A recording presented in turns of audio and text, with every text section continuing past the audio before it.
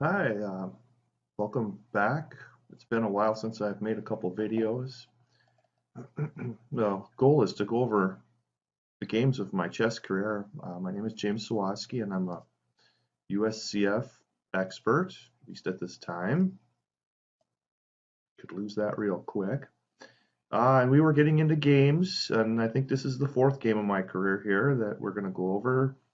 Um, James Sawaski against James Flinders, and of course we talked about Mr. Flinders in game number 3, and it was a tournament in Iron River, small one, unrated because the tournament director couldn't make it, and they decided to have a Swiss between several people. So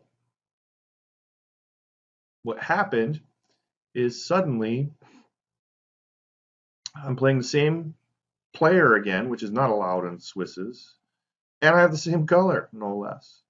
Um, like we have jokes for things like that, like only in the Upper Peninsula would things like that happen. So, if we can make it a little bigger here, I don't know. It's, we'll try it, and hopefully that fits. Okay, so this is round 4. Same opponent as round 3, and I get the same color again. And let's see if I can get some buttons here. I don't know if I can or not. Okay, hopefully that keeps us going. All right, so we have a French defense. You know, I played the Queen's Gambit the last game, and that didn't. I mean, I won, but I didn't want to play the same thing again. You know, that was no fun, so we went with E4 instead. And knight to C3 is the second move, which clearly shows again I'm about 14 years old in this position and uh, didn't really know it. At least I've got the central pawn on the next move. Now it's kind of looking normal again, and my opponent doesn't play D5. Usually the D5 comes and the knight there is blocking because usually you break open in the French defense. You know, you got the C4, or I'm sorry, D5 and C5, and the bishop a lot of times will uh, come to right there and keep everything going. So this game here is clearly between two kind of newbies, I guess we would call them. So I develop a piece again back in Escanaba. We develop your pieces, attack, attack, attack. G6 is slightly passive here. No, maybe a lot passive. Um, of course, I'm going for this fried liver reversed, I guess you would call it. Notice how the pawn is hanging here, but I've also got this mean check here. So there's a direct tactic, and my opponent sees it right away and stops it. And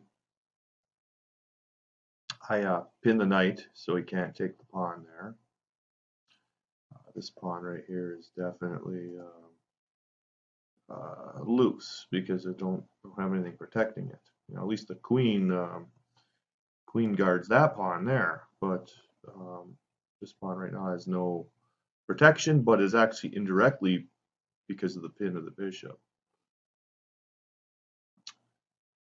And he protects it, and I bring my knight to e2, which is just really not what I'd call a good move. I've blocked in this bishop. I really don't have any more activity than I would if I would have come to f3. Um, maybe I was thinking f3 later. Not sure. Mr. Flinders castles. And now, yeah, now I got to spend a whole extra move to get this bishop developed. And uh, going to develop the same way. Probably best to just develop my bishop, but I go on the attack right away. Start pushing things around. But now I have a problem that, you know, the d pawn is starting to come under fire a little bit. And another problem I have is This pawn right here, that bishop can cause some real horrible problems here. If you notice, I have 3 pieces developed. He has 3 pieces developed, but he's castle. So I have to be real careful here. I'm spending too many moves attacking when I should be developing pieces. And again, another move where I'm not really doing anything. It doesn't do anything. Yeah, I'm protecting the pawn by 1 more, but the bishop coming here would have easily opened that up, and then I could have castled. Another attacker, and okay, another defender. Queen up. It's just attacking that knight. Bring the knight back. I thought maybe h6 by my opponent might be a little bit better to open things up, but we had a kibitzer. Let's see.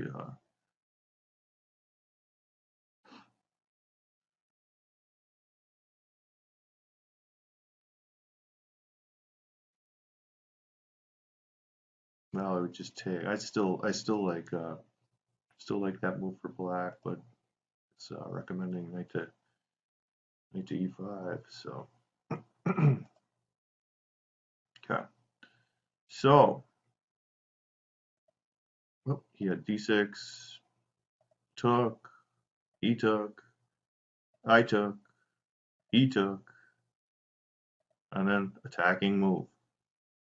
Again, it's good to attack in chess, but you don't want to leave your king exposed.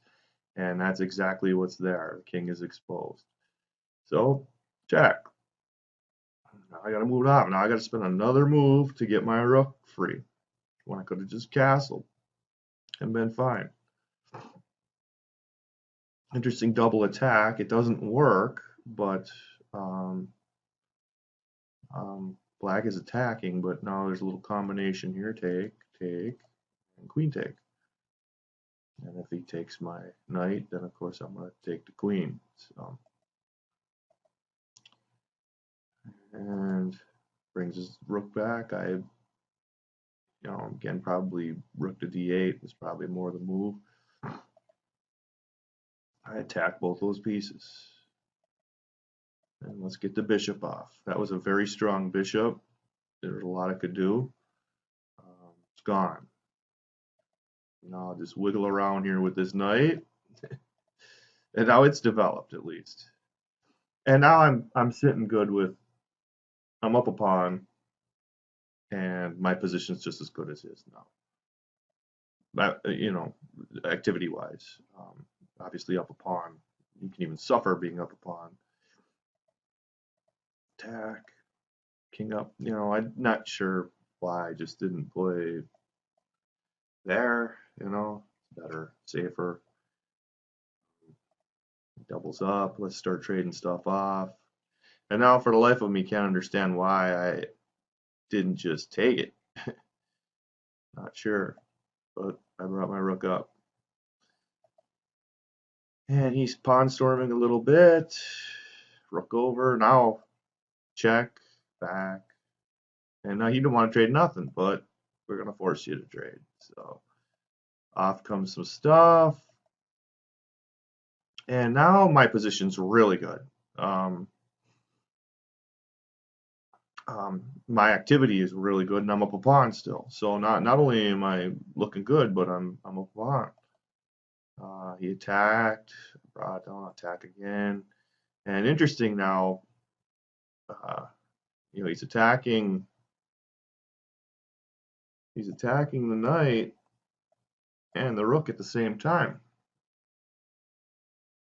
And how I didn't see, rook to d5 is beyond me, but I played the wonderful move knight c6 and dropped a rook for free.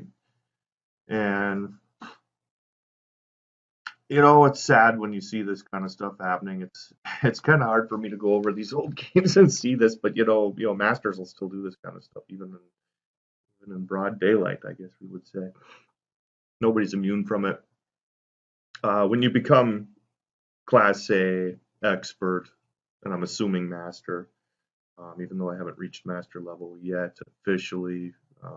I'm playing for 30 some years, so I know what masters are up to at the very least. Someday, hopefully, I'll be one myself. But um, the biggest thing is when you're an amateur and you're a class player and you're under 2200, you got to not make mistakes like that, where you hand over a piece for free. You have to watch blundering. Blundering will do you in. Nearly all the games I'm going to show you on videos, there's some sort of major mistake, either by me or by them. So at this level, mistakes is what it's all about. And you just got to make your living eating mistakes, preferably your opponent's mistakes and not them eating your mistakes. But you don't quit. You don't give up. Snapped a pawn. Oh, we'll attack the rook, and then this happens. Bang. Knight e7 check. And he has to move his king, and I take that rook. Now I'm up 2 pawns. And now, I don't know, maybe if you're like me, but once I get my stuff back, if I screw up to you when we're playing, you better close me out. Okay, you better close me out, because if I get my stuff back, you're going down. And that's what happened here. It's just a matter. I hit another pawn, and I'm up 3 pawns. You just kind of shepherd them home. When you're up past pawns like that, in the end game, you push your past pawns. Okay, you get them closer. Bring them in, especially when they're in harmony with a piece like this. It's everything protects everything, and it just moves forward. There's no way he can attack any of my stuff without it being recapturable. And even at some point, if I dropped 1 pawn, oh well. I still have plenty of material to eventually make a charge where I can, come after this stuff. While black, on the other hand, has to stay on this side of the board and mind all that stuff. So that's just what the theory is I'm just going to push till I get a queen. If I don't get a queen, then I'll just hop my king up, and we'll cause trouble. And it's getting close now. Oh, he's offering a trade of knights, so that's coming off. The one thing he did have. And you want to be careful in these kind of positions here, especially with rook pawns. Now he's there, and probably what I should do is maybe just march my king up and eat his stuff, and just let him go back and forth all day, or maybe even just march my king up. Got an extra arrow there, and because you got to watch stalemates on this corner. Okay, if he gets his king in that corner, and your king is like right here or something, it's going to be stalemate. Okay, now with all these extra pawns, you'd be okay. But I'm just saying, as a lesson to newer players, you want to watch that kind of stuff, because stalemates do happen in those corners. Now, like here, he could have come back to this corner. He didn't come back to the corner. He grabbed that pawn. But if he comes back to this corner right here, okay, his king is stalemated. Now, he's got to move pawns still. But if there were no pawn moves, his king would be stalemated. So, you got to watch. You got to be real careful of those kinds of things. But he ate that pawn. I took a queen. And then now it starts getting real brutal. But again, what you want to watch when you're up 2 queens, I'm telling you, I've seen it a million times. It's happened to me a million. Well, maybe not so much in my tournament games, but you have to watch stalemates.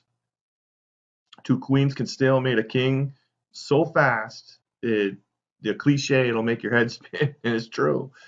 So what you do is you box you get them queens together working as a pair. Okay, and then it was nice here because you can just keep everything far enough away, but you just cut everything off. And of course, he resigned at this point because if he moves anywhere, this queen's coming This queen's coming there, so checkmate on the next move. So that was my second game with Mr. Flinders in the Iron River Open, unrated tournament because the rated tournament director wasn't able to make it. I did win a junior prize. I want to say it was maybe $10, something like that. Shame I had to play Mr. Flinders twice, but he's a good guy. Like I said, Newman High School, pretty avid chess player. Had me. I mean, I think every single game I've played him, he had me, and I somehow squiggled away and saved it. So clearly, in those days, I was not better than him. I just survived, But so that's the Iron River Open of 1985, and that concludes that particular tournament.